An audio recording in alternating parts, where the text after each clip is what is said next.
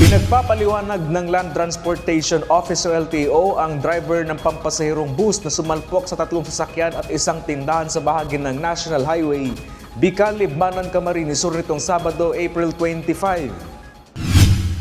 Ayon sa LTO, pinadalhan nila ng show cause order ang driver ng bus para magpaliwanag kung bakit hindi dapat ito maharap sa kasong reckless driving at iba pang traffic violations. Suspendido na rin ng 70 araw ang driver's license ng tsuper habang isinailalim rin sa alarm status ang bus na sangkot sa aksidente. Sa investigasyon ng PNP mula Metro Manila, ang bus na patungo sana sa Naga City nang iwasan umano nito ang isang motorsiklo hanggang sa nawala ng kontrol at sumalpok sa nakaparadang 2 motor at kotse. Sumalpok rin ito sa isang sari-sari store hanggang sa dumausdo sa gilid ng kalsada. Isa naman ang naiulat na sugatan sa insidente na pasahero ng bus.